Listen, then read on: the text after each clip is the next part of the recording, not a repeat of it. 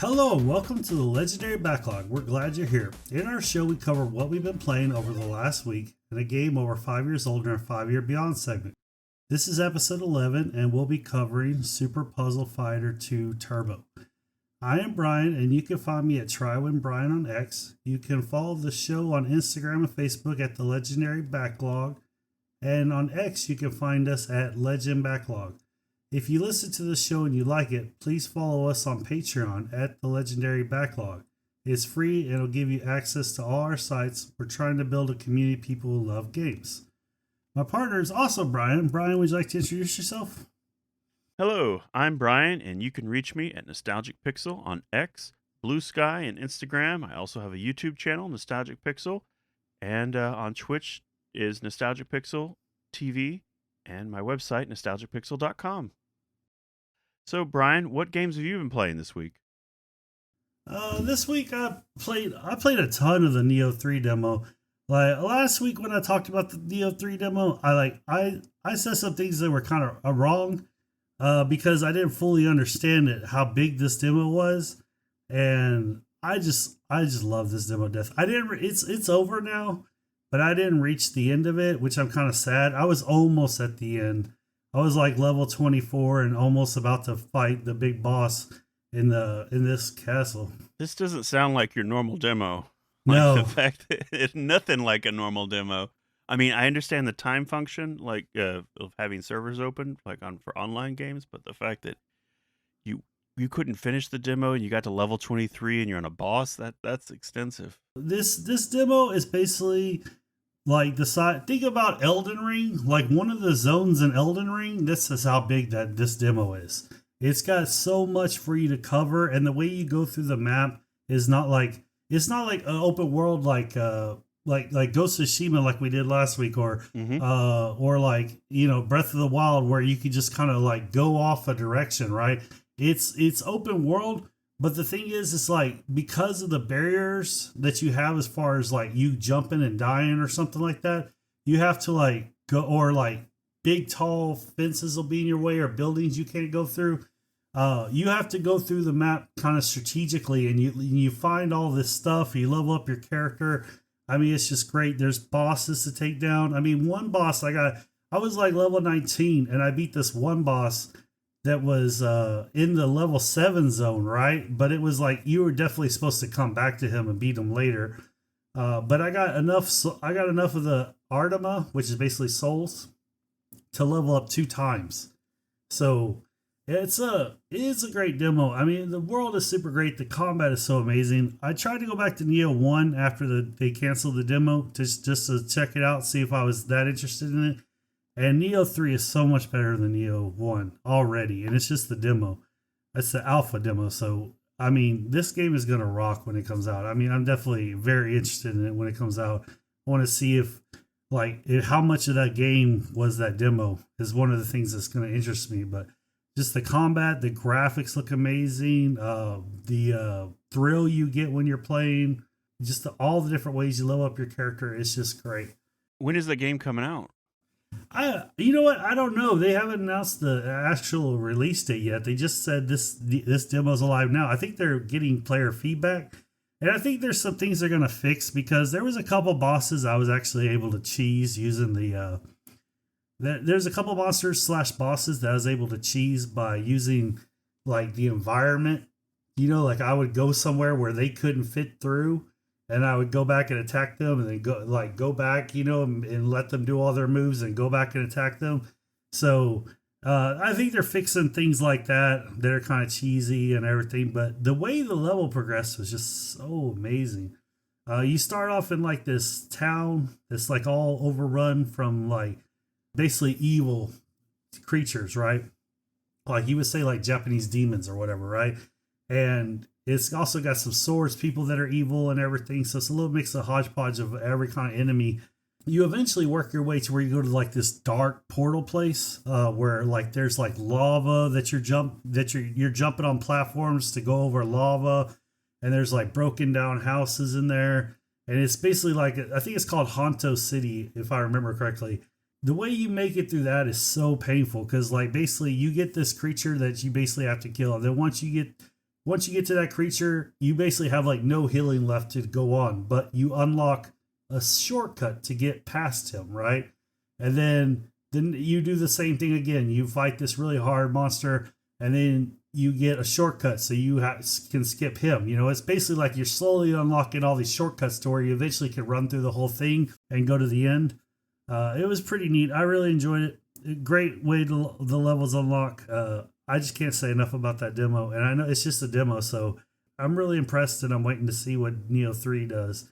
I even think you would like it, Brian, to give it a shot. Oh, sure. It seems like it'd be a fun game. It's just I don't know. You die a lot, but it's hard for me to get into long time games. Like I like shorter games that are in the hours or in the teens. That's what makes this a good combo. Yeah, so one of the things I wanted to say from last week, though, is that the ninja style that they've added to the game that makes you like kind of quick and strike fast, I was talking about how that didn't do any damage. Well, I didn't know this last week, but you can actually gear out the ninja style as well. So you have like 2 sets of gear you're swapping between when you swap.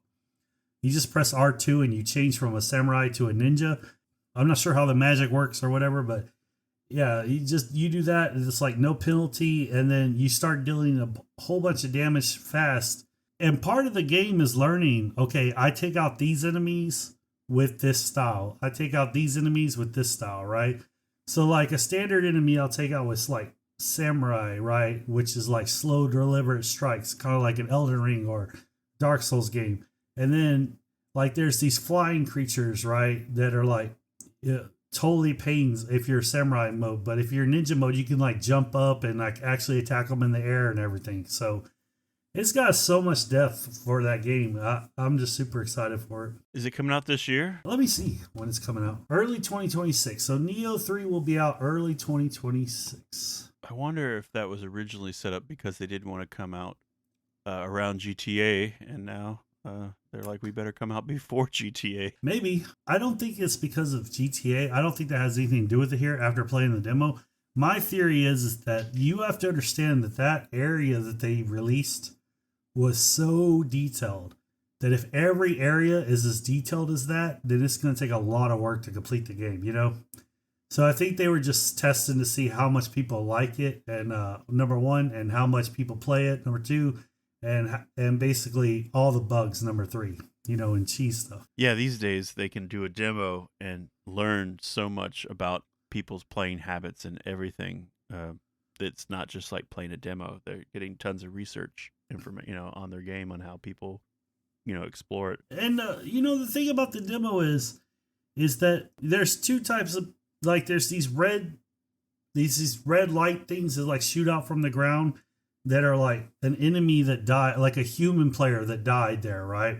They'll show up as like these red spots. You can actually resurrect them and challenge them at a chance to get some of their gear. So like if you pass one, it's like maybe a couple levels lower than you, but they have a really nice sword you can use. You might take them on, right? Most of the time you just skip past them. But they have blue ones now in Neo 3, which are human players that died or are not died. I'm sorry. They're human players that are asking for help. So what happens is whenever you resurrect them or have them enter your world, your character enters their world and you like fight together. So that's pretty neat. You can do that for some bosses and things like that, or really hard parts. But you can only do it a limited amount of time, not like you could do it infinite, because you have to earn these, like, it takes like 3 of these, one charm, I can't remember what it's called, but you have to like earn them, and they're not like infinite, right? So you have to be strategic on how often you use it and how much. But because of those features and seeing the blue and red everywhere, people were playing the hell out of this demo. What else you been playing? So moving on, I played Mario 64 this week. I went back and played that actually on the 3D All-Stars on the Switch. Mm-hmm. Man, I used to love that game so much, and I still do. Yeah, it's really showing its age. I'd really like to see a remake or something, you know.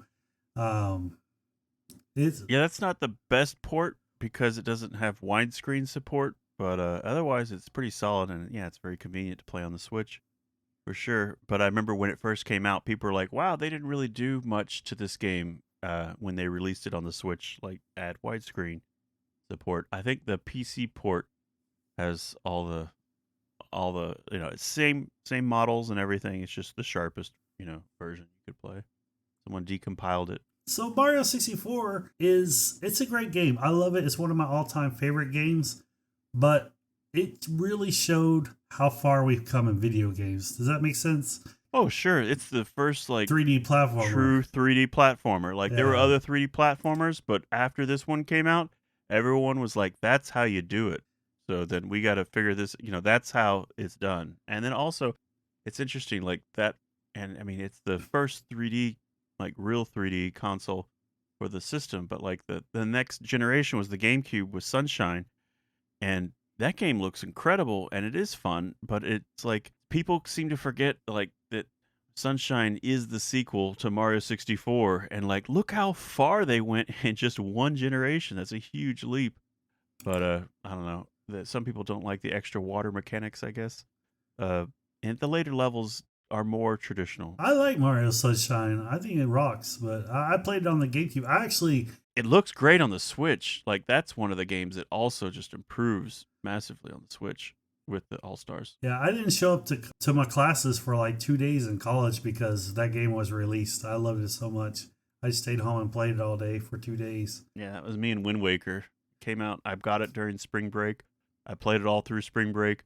I still needed to play it, so I played it another week after spring break, and then I came back to classes, and the teachers were like, "Hey," I'm like, "Oh, what's the spring break?"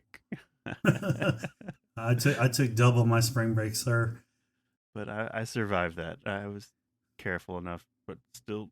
I miss those days. Like with work, you can't do that. You can't just say, "Hey guys, I'm not going to show up for like 3 days because an important game came out." But you can ask for vacation time or whatever. I don't know. At my old job, people did that. There were some games people took time off on their schedule. Like I am playing this for 3-4 days uninterrupted. Yeah, but it's PTO, so you have to actually get it approved and all that, So it's not the same. I miss having that free schedule. Another game I played this this game Saga Frontier. I played the remake or whatever you want to call it. I'm not sure how much of a remake it is, but that's what they're calling it.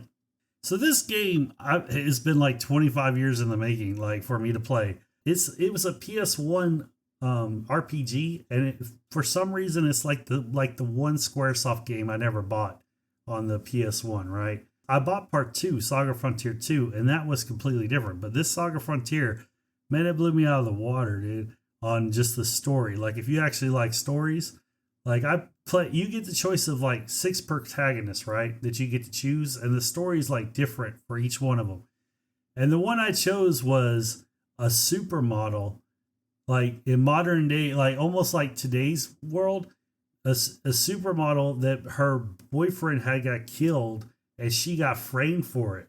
So like the start of it was me breaking out of prison, to like just like to get out and like actually go into the world and start the story. So it was pretty interesting. I don't think I was going to play it too much more, but I will say it was pretty interesting. Just going back and seeing what that game was. It's completely different than what I thought it was, or Saga Frontier 2 was. So I thought that was a little interesting. I played Dying Light 2. I played Dying Light 1 and I beat it, and I really enjoyed it.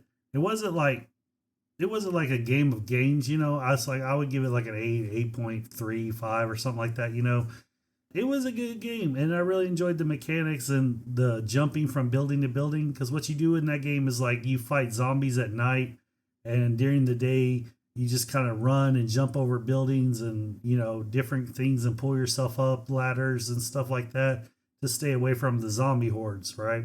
Dying Light 2, I don't know, man. It's like Dying Light 3 looked like Dying Light 1, sorry, looked like a PS3 game, right? Which I had no problem with the time it came out, but Dying Light 2 still looks like a PS3 game. The worst thing is the way they start off the story, right? In Dying Light 1, you basically work your way all the way through the story to try and get a cure for this virus that turns people into zombies, right? Well, they start off the Dying Light 2 with, well, even though we cured it, they kept developing in a lab and a strain got out and now the whole world fell apart again. I was like, oh my God, that's the cheesiest story you could come up with.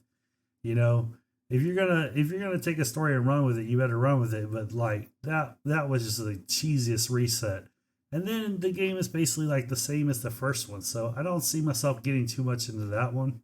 Have you ever played Dying Light 2 or Dying Light 1? No, but I remember seeing when when they were promoting it originally, what it was about. Like how you mentioned that you're fighting zombies at night and you're kind of jumping off rooftops in daylight and stuff like Yeah, that. it's pretty fun. I mean, the jumping and the mechanic, like you're basically like doing hardcore all over the place, and like for some reason you never run out of energy. Kind of like Mirror's Edge. Yeah, it's like Mirror's Edge, except for you follow the yellow instead, and you jump up. Zombies. Yeah, it's a lot like Mirror's Edge actually, because it's first person too. So Also, isn't there another zombie game that came out around series that came out around the same time, like called like something Island, like Dead Island. Dead Island? That's it. Yeah. Yeah, Dead Island 2 came out. I haven't played that though, but But I remember those two franchises or series came out around the same generation or whatever, and for me, I always got them mixed up. They were very yeah, similar, and they, well, yeah, they felt similar in that you're on an island, walking around first person fighting zombies, trying to survive. there's so many zombie games they all start to blend together.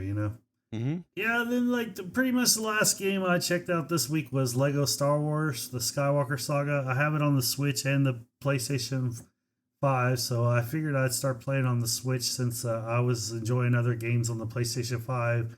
It's pretty fun, man. Like I'm not too much in those Lego games, but walking around with this lightsaber, just knocking the hell out of bricks all the time, collecting stuff, it's pretty fun. I can see why it's addicting. What's cool about the Lego games is that like they're self aware, like they know their fans pretty well, so they know what Star Wars fans really think about the saga versus like what Disney would want to say, right? So like there's some really good jabs at the story and some of the characters, so it's pretty good. Brian, what have you been playing this week? Yeah, Brian.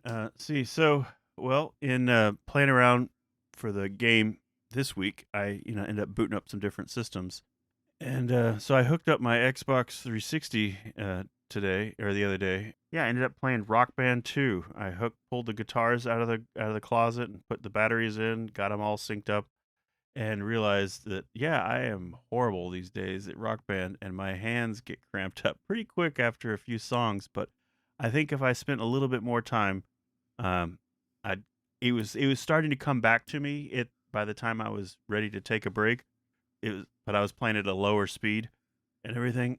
So, and I was never like super good at it, but I was good enough to, play on medium or higher on some songs. Mm-hmm. And it was fun. I couldn't find the microphone because I was thinking, oh wow, maybe have people over, have a rock band night or whatever, but that didn't happen. Those used to be so fun. There was like 2 years where everybody got together to play Rock Band, and like even Mary would play Rock Band, and Oh yeah, I'd go over, bring like all my guitars and the drum set and the game and whatever, and I have a lot of DLC purchased on Rock Band because what happens in those parties, we all get drunk and like, oh hey, look at this song, let's buy that song, buy this song, and the next thing you know, I bought a couple albums in just a night or whatever. But it was a lot of fun. I was playing Nirvana, which I was enjoying. It's felt a little demoralizing when I'm playing on a slower speed, but I started getting the rhythm and my fingers started to like find their placing, on the after a little while, like my hand cramp stuff. So just like, you know, not used to holding a guitar. So that was happened. But anyway, it was fun booting up 360 because I started playing around with other games.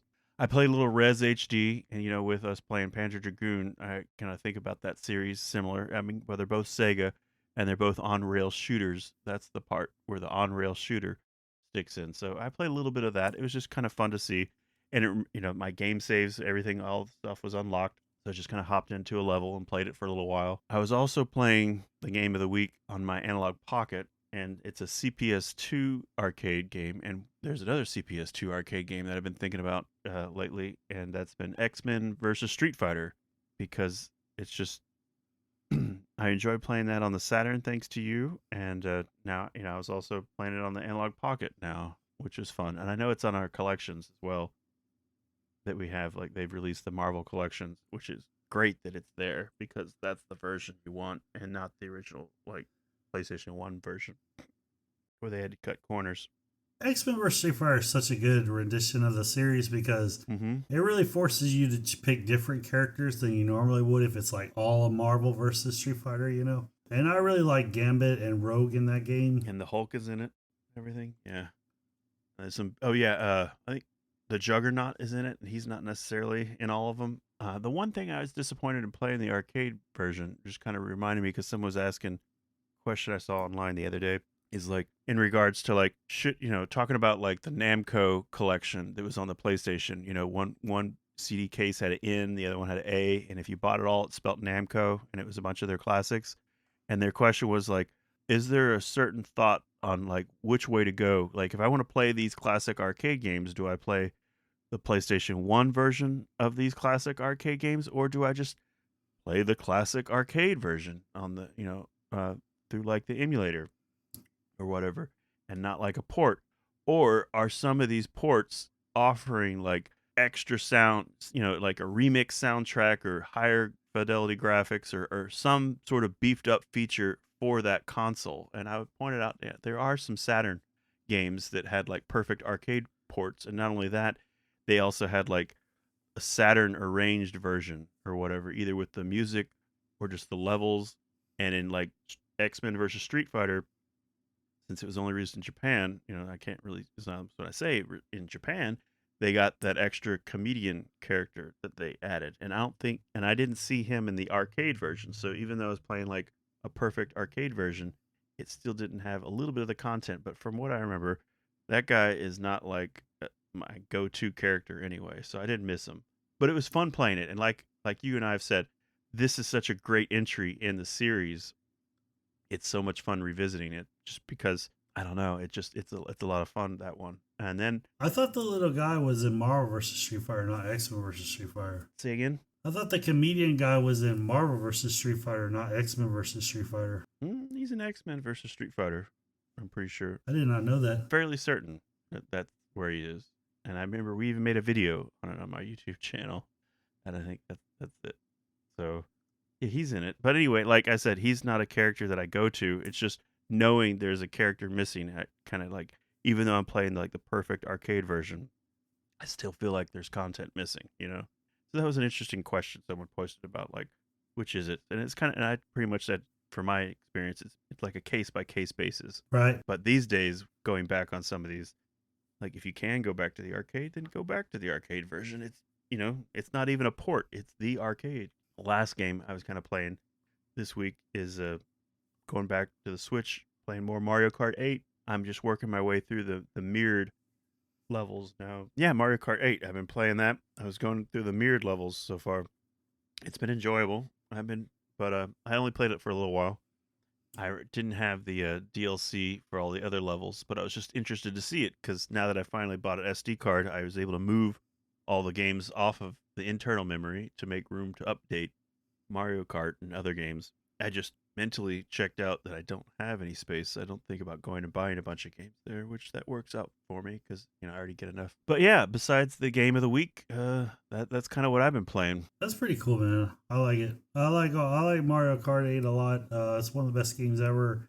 Mario Kart World's out right now. It's kind of getting mixed reviews from what I've seen.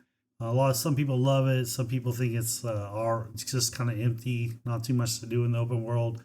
But I think they're going to add more to it, so I think it's going to go off the hook. But yeah, Mario Kart is like 8 is like, there's so much to do in that game. You almost don't need another Mario Kart. But well, that's kind of what it is. Anytime I watch enough Switch 2 footage about Mario Kart World, I'm like, get the urge to boot up Mario Kart 8. Right. And that kind of hits the spot, and then I'm done. And for anybody interested, we did an episode on Mario Kart 8. Yeah, just an earlier one. All right, let's go ahead and get into our 5-year Beyond segment. We're covering Super Puzzle Fighter 2 Turbo, released in Japan as Super Puzzle Fighter 2X, a 1996 title matching puzzle game developed and published by Capcom for arcades. So this was originally an arcade game that came out, and on the CPS2 yeah system. So it was the same system as mentioned on the X-Men versus Street Fighter. So it was their high one right before they did 3, which I think 3 had started like 3D elements in it. So this is all 2D. Yeah, so Super Puzzle Fighter 2 Turbo basically takes what looks like, I want to say like childish versions of the of the Street Fighter Alpha slash They're chibi versions. or chibi versions of the Street Fighter Alpha slash Vampire Saviors world, and has them basically do super moves and stuff back and forth, but not by doing a fighting game, by doing puzzles. And the way the puzzles work is these blocks drop two at a time, and the block can be like red or green or yellow or blue, or it can be like solid red or solid blue. And your goal is there's like, I think there's six spaces, and you got to line them up to where they basically make four touching each other like a box, and that's how you make big gems. And then if you get like six touching, it's a bigger gem, and so forth like that. And then there's these blocks that drop there like circle and pulse, and those destroy the color that they hit. So like if a green, Yeah, the crushers. Yeah, you have your crushers and you have your gems, and you can build. And it's not like it's at first it looks like columns, where like you have these jewels that you're organizing, and like you said, you can have them in groups of 2 by 2 that make bigger gems. But as long as they touch each other and connect, like string along, they'll all go off at the same time. So once you build, you kind of lay them all out as strategically as how you want, and you have like 5 different colors.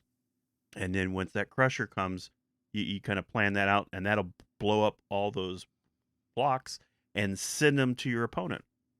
And that opponent, and it's a versus. It's a versus puzzle game. Which I remember you and I, when we were sitting down at times in the past on the other systems, we had a lot of fun playing against each other. This week we didn't really have a chance to play online versus each other. Yeah, it's. Did you get to play with anybody in your household on this one? no, I played it solo. But what I did notice is the two-player element is pretty unique for puzzles. You know, like I can't think of like a two-player Tetris or two-player Luminous, or something like that. I thought that was pretty neat, the versus aspect of it. Yeah, I like the versus aspect in this one. And having your little chibi characters deal like damage to each other while you're doing it. Do you remember? Did you ever see this in the arcade? And do you remember where you were when you first saw it? I never saw this in the arcade. I first played it on the PlayStation 1, and I bought it because it was part of the Capcom Fighting Collection or whatever. If you get so many points, you got like Capcom swag. So that's what I did back in the day. Mm-hmm. Oh, cool. And I bought it because it was like one of the last ones I needed. And I ended up liking it. It was a pretty cool game. I really enjoyed it. I didn't play it too much, but for a puzzle fighter, it was pretty good. Yeah, I remember I saw it at the arcade at Six Flags for Texas. Mm-hmm.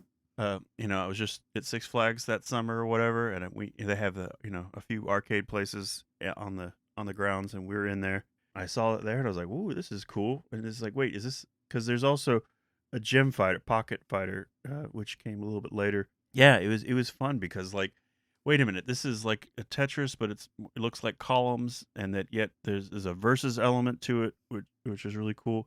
And then also, it's called Super Puzzle Fighter 2 Turbo. So for a while there, I was like, wait, what happened? Did I miss Puzzle Fighter 1? Yeah. Where it didn't exist. So for a while, I was like, wait a minute. I actually looked into the title, and the reason why it's called Super Puzzle Fighter 2 Turbo is because it's kind of like a joke on Super Street Fighter 2 Turbo. Oh, it definitely is. Yeah, they're definitely calling their own, like pointing out their own ridiculousness in some of the versions of naming. But yeah, this is the only version. There wasn't a regular Puzzle Fighter 2 or 2, but yeah, Super Puzzle Fighter 2 Turbo. It's great. And then like it got later re-released. Like it came to the home consoles, like you said, you played on your PlayStation and it was on the Saturn. But then yeah, it got like an HD remix in like 2009, Xbox 360 and the PlayStation 3. I played those versions too. Like I played I played all these are all the versions I played. I played the arcade one for the CPS2 on my analog pocket, docked and handheld. So it was fun. I was playing it portable, but I also like playing with the arcade stick on the TV.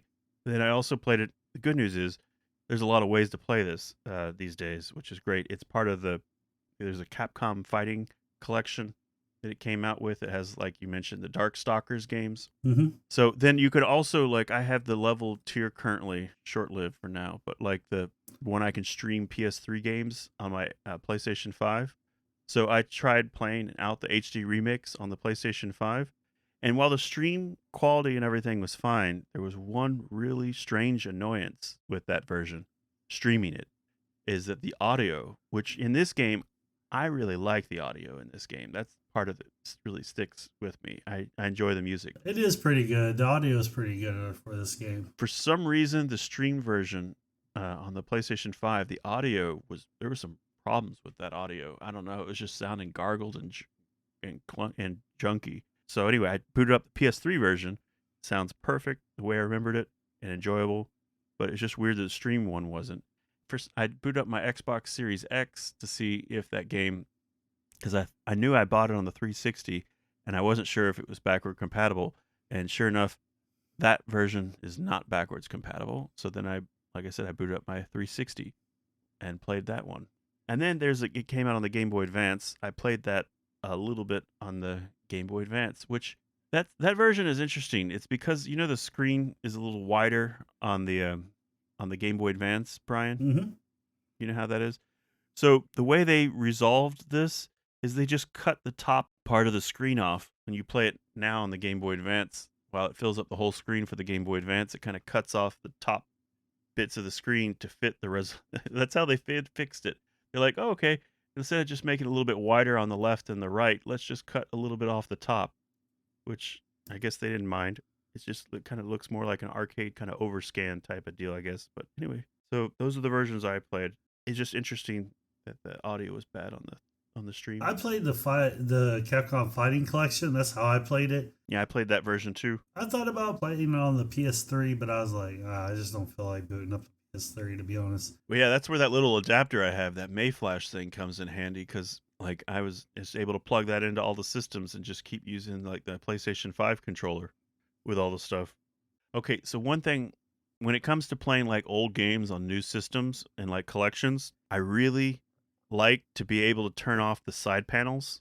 So I understand, like, some games are interesting when they're like do side panels and they put like statistics, like data, like if it's like spaceship shoot 'em ups that I play, a lot of times they'll have like combo meters or like all kinds of numbers and high scores and everything that they fill in on the sides that weren't originally there.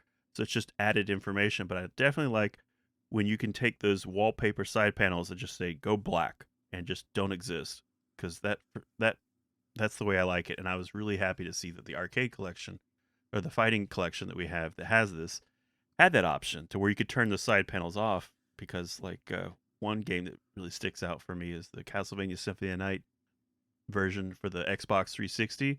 While it's a really great version because it has all the original voice acting from the PlayStation version, it has these side panels that you cannot get rid of, and they're really annoying, and they animate, and it's just so nice to have those options when you're playing these 4x3 classic games, that you can either customize or just get rid of the side panels. I agree, it is nice to have the option, but to be honest, I really enjoyed the side panel for Super Puzzle Fighter 2 Turbo H. Well, I'm just saying, if there's some games where the side panels are annoying and there's just no choice to change it or not have it, and I like the choice. Yeah, I understand. I said I agree with the choice. I just really like the side panels. This is a good version to get, definitely, if anyone didn't have it. So many other good fighting games in that collection. I think people should get it for Vampire Saviors. It's pretty good. And if you like Pocket Fighter, that, like we mentioned, that later came out with where they use these chibi characters in Pocket Fighter, and that's there, or Gem Fighter in some places it's called. I did play Pocket Fighter this week, a little bit after playing Turbo or Puzzle Fighter. The reason why is because I just wanted to check it out again, but I actually ended up playing it quite a little bit. Not too much, but maybe like an hour or two. I was like figuring it out again, and it's fun to build up your gems and do super moves and stuff like that. Yeah, so each character has a different like drop patterns of what color gems and what pattern that they drop. With the different drop patterns, if one way to play it is, if you're very familiar with all the different characters and each character having different drop patterns, if you recognize that early on, you can play to that advantage, knowing that that's the order of colors of things that are going to drop, so that you don't, like when they drop a bunch of blocks that are garbage and temporarily, because each time they drop a block, it's like 4 turns before it becomes a normal block, but in the meantime it's just garbage in the screen that's in the way.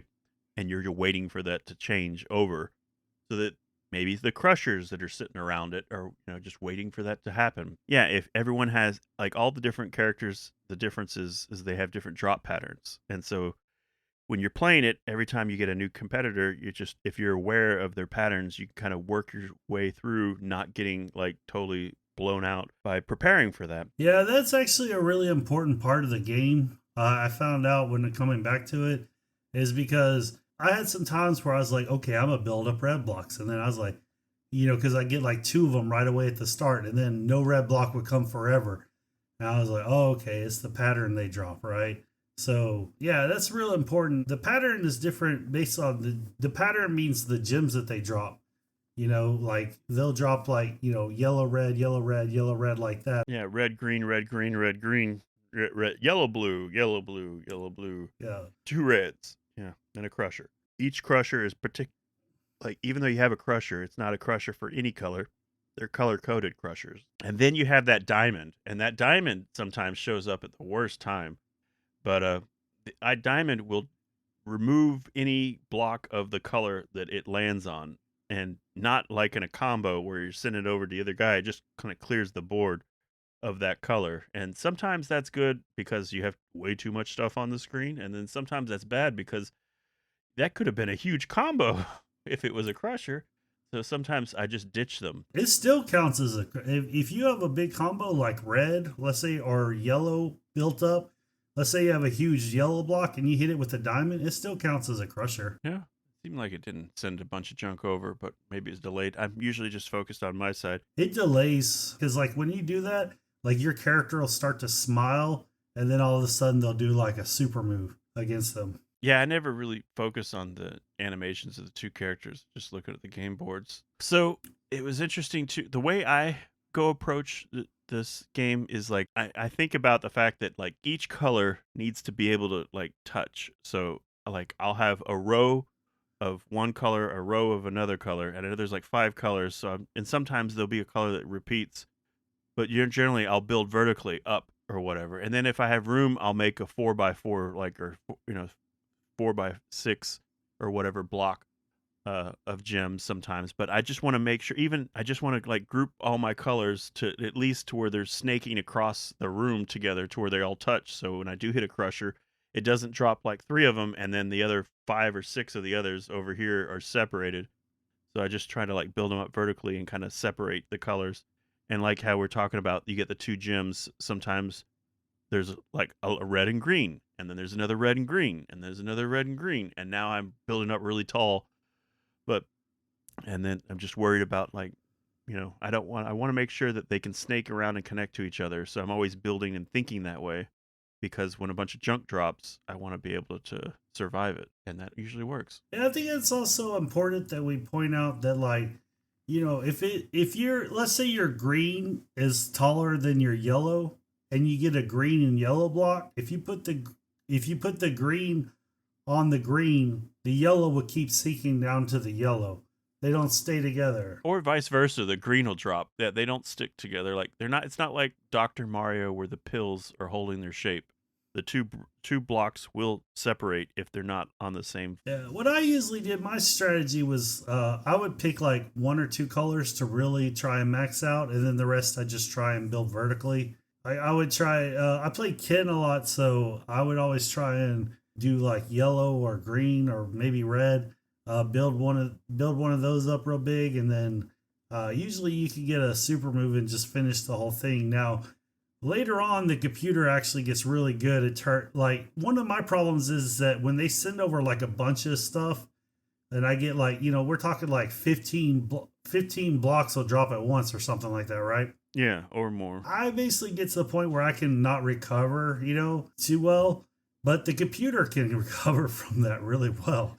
So Yeah, that's the thing, because it's a versus. There's a whole different element. Like like if you start, like, not every time you get like a crusher that you want to use it, you kind of want to keep building up that color or whatever. So sometimes if you think about it, you can place it in a place that like you're gonna build it up and then kind of want to snake it out to like touch that crusher, to like kind of like you're putting a fuse on a bomb, kind of like you want to drop that in and like make it all connect mhm. to this big thing you're been building. I try, like, it's fine for me to make some big gems, but really I just focus on making sure all the colors are touching the same colors are kind of snaking around on the screen to touch each other and all that. And sometimes there'll be a room. I realize there's only so many, so many spaces across to build up, so that like only like one color is going to get like the double block treatment, but mostly I just focus on them like snaking, connecting to each other.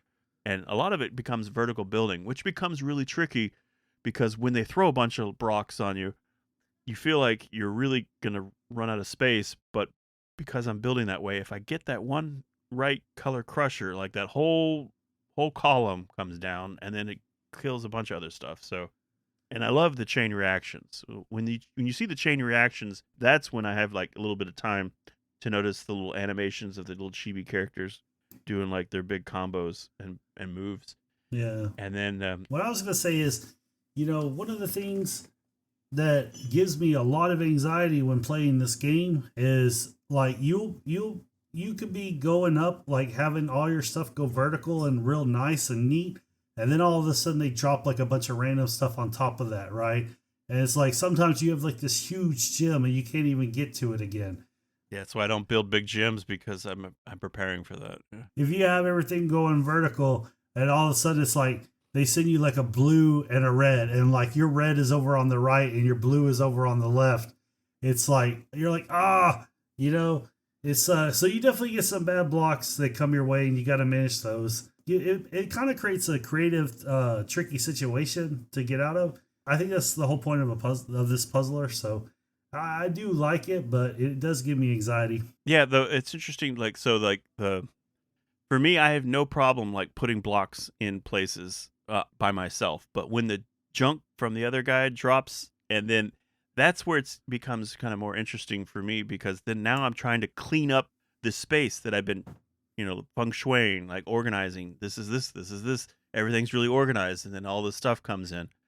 But the fun part too with that is like, if you start off the game, and you're building your little things, and you start crushing things, and you send little explosions over to the other guy, to where you're sending blocks like slowly, steadily to your enemy, or to your opponent, and then the opponent does this really big, but sometimes sending them a bunch of stuff early just makes it easy for them to like send a big thing your way, because now you're giving them the option to like build up something a lot bigger because they're on the deficit. So like sometimes if you have an early lead, that can turn around to be like this huge tsunami that comes at your end. But it's also really fun when the enemy does send like a bunch of crazy random blocks on your end, and now you're like just trying to make it through. And like I said, when they send these blocks, they have like turn timers on them. So like you're waiting for that the turn timer to stop, so that the gem becomes an actual gem that you can blow up, because you have like that crusher sitting next to it, just waiting for this massive chain reaction. And it's so fun when you can like survive like a near fatal attack with like a bunch of blocks, and then just make it pass through, where you just send that avalanche back on over to the other guy, and it just like destroys him. Oh, that's such a good feeling. Well, you did bring up a good point, right? Part of the strategy of this game is how fast you attack, right? Because you don't want to send too much. You don't want to send like a mediocre amount over to your opponent, because unless you have like a strong move, because what'll happen is that they'll take those blocks and turn them around on you. Oh yeah. And they'll have, because you dropped early, then they'll have the ability to drop big late first. So you really need to pick and choose when you want to win and how fast you want to break your blocks to send them over to the other player. Yeah, and I love, it's not like turn based, so it's like you're really, as fast as you can play is to your benefit. You need to, because you want to be a little bit ahead of them.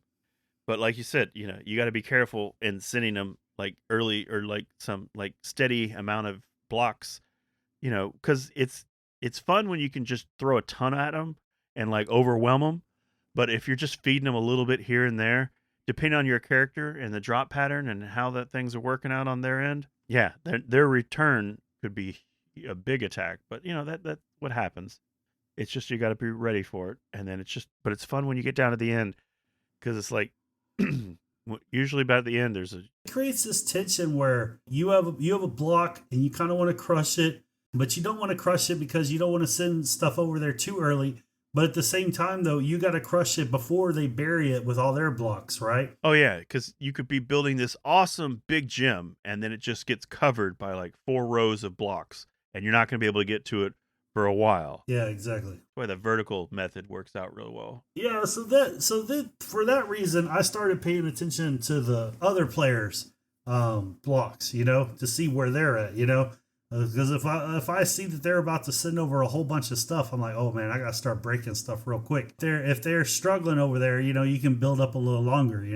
There's a lot to pay attention to on the screen. You got your side, you got your opponent's side, and you got your characters that are doing animations that are just nice to look at and good animations, in my opinion. It's a very interactive game. I like it a lot. It's not as simple. I think it's not as simple as some of the other puzzle games. I actually think this one kind of stresses me out a little bit as far as like some of the moves and how you have to put the blocks. Yeah, I think if you focus less on trying to make big gems and more like just touching colors of gems, and it might be a little easier. But also, like we were pointing out, like each enemy has different like drop patterns, and that's just like different ones. And some of there's like 3 hidden characters, and one of the hidden characters is Dan. And you know how it seems like Capcom loves kind of poking fun at Dan. You know what his drop pattern is? I think it's just all red. Like he only sends you red gems. So, so that can be pretty devastating on his end. After he's like, say he sends you a bunch of red gems. After that timer's up, you drop a crusher in there, and like you're sending a huge, huge attack in return. But it's funny. Like all his gems, his pattern is just solid red.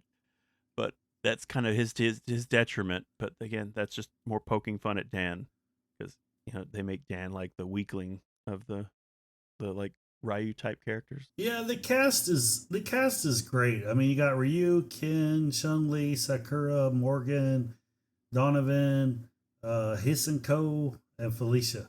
I mean, it's just awesome. The mix of Vampire Saviors and Street Fighter together. Yeah, and Akuma has a really good drop pattern too. And I like how it's a puzzle game where you pick your character, because it gives it makes the game different based on your approach.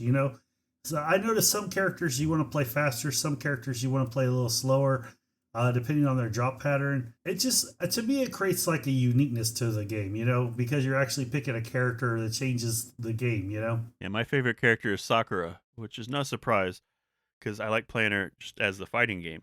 But I find she's got a reasonable drop pattern that doesn't like end up biting me in the ass on the other end because like her drop pattern doesn't usually allow for these big gems of like combos to come out of it, which is nice. But plus I just like her, and other sides, the rest of the drop patterns, they're fine. It's just mostly you have to be good at playing against whoever else is what their drop pattern is, and less focus about what yours is, because each round is a different character and they have all different patterns. I just think it's hilarious that Dan's all red. Yeah, it is funny because you can send that back to them and just crush them. So hard, so hard. You can send him back like on like 5 moves. It's like here comes a massive amount I know. as a return. If he doesn't like, he's pretty good. I noticed the computer when you play Dan is pretty good at like killing you at the end with like a big super. But if he doesn't kill you, you pretty much got the game because you can turn around on him so quick.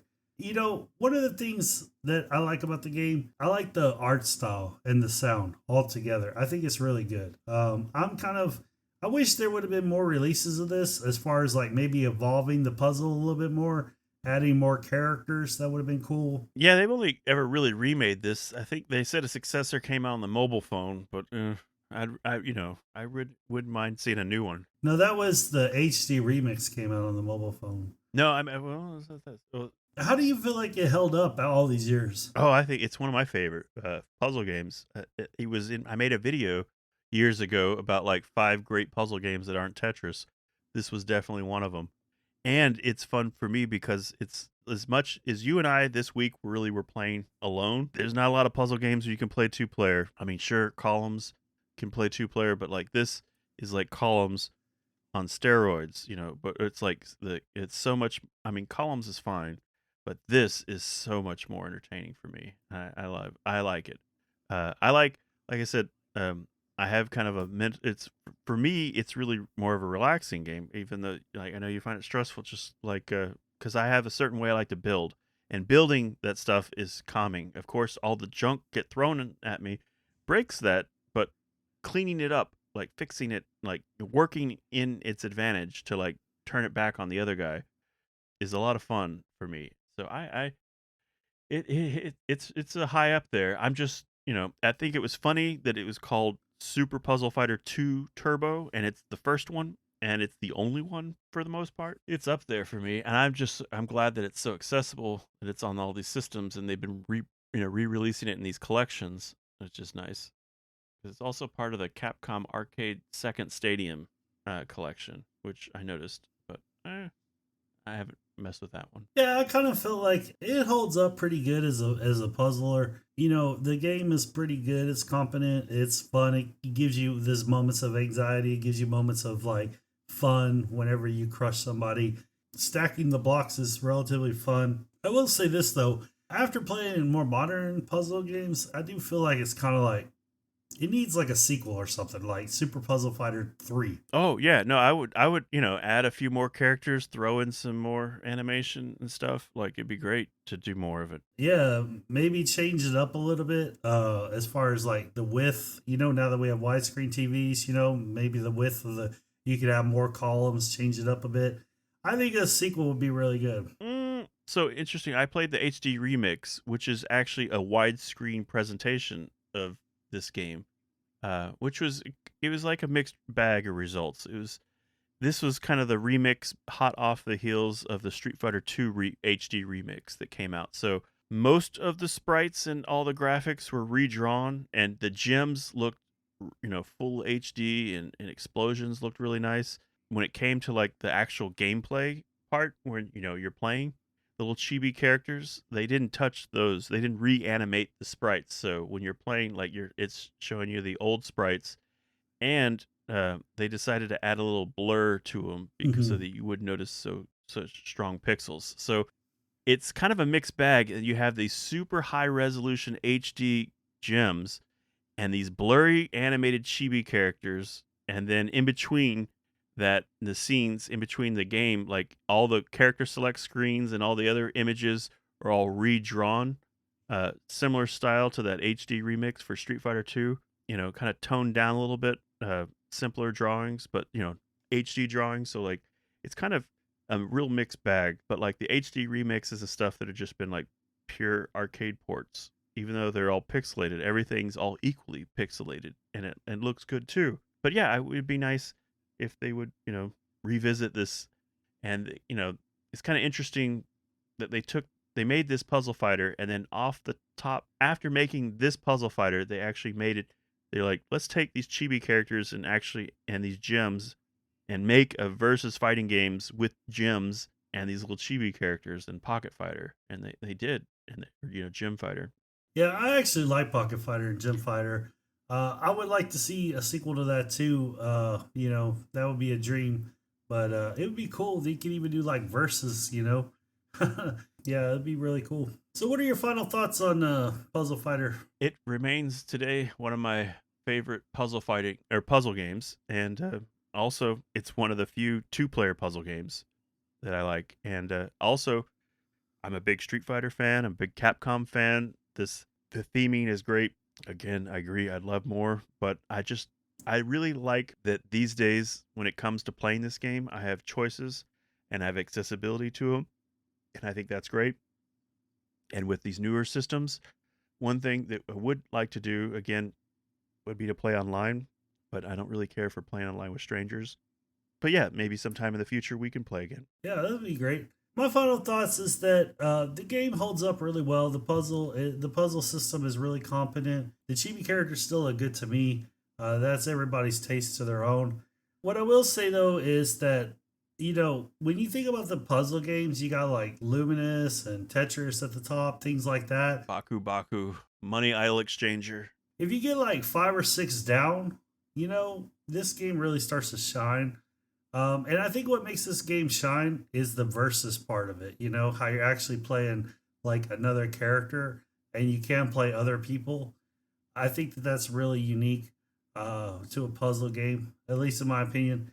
I don't see too many of them, especially with a character select screen. So I think that that's what makes this game kind of stand out on its own and hold up this long. Yeah, it kind of kicked off the whole kicked off the whole puzzle versus genre. Because it seems like the versus part makes it like such an active game instead of like Tetris, where you're just really playing against yourself, building, and not worried about like you can go as fast or as slow as you want in like other puzzle games. But when you're playing either against an AI or another player, like time is valuable. You need to be quick. Yeah, you got to be on your feet.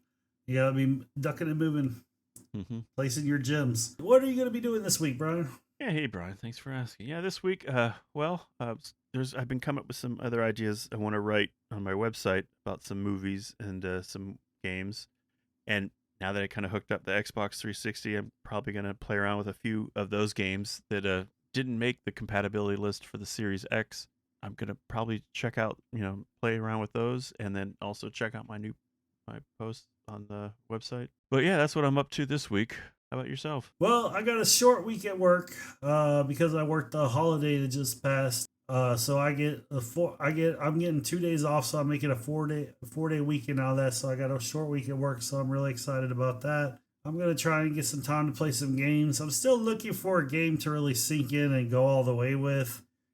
So I'll keep that open. I might end up buying a game. I'm thinking about maybe subscribing to Game Pass because there's a couple games I want to play on there. I can play them on the cloud or PC Game Pass. I'll play them on my PC. So I really want to play Doom: The Dark Ages and Claire Obscure Expedition 33. I think and maybe even give Oblivion HD a remake a try. So those are all on Game Pass right now. So I'm tempted to do that, but not really sure. I really like to buy my games, so I might just end up buying one of those and going through it. Where can people find you, Brian? Yeah, thanks, Brian. Yeah, again, guys, you can find me at Nostalgic Pixel on X, Blue Sky, Instagram, and YouTube, and as well as nostalgicpixel.com. And as I mentioned earlier, I made a video a few years back about 5 different puzzle games that were not named Tetris, and this is one of the games on there. If you want to see more about it, check it out. Yeah, that's actually a really good video. I encourage people to check it out. Yeah, it's one of the most popular ones. I've been trying to work out a list of 5 more puzzle games that are similar, but they're not, yeah. So I've been looking at making a sequel to that. Yeah, I think that'd be great. You can find me at Trywin Brian on X. We want to thank you for listening to the show. And if you liked it, please give us a 5-star review on your podcast app of choice. You can follow us on Patreon at the Legendary Backlog. It's free and it'll give you access to all our sites. We're just trying to build a community of people who love games. See you next time. Yeah, thanks for showing up for the Patreon. That's great.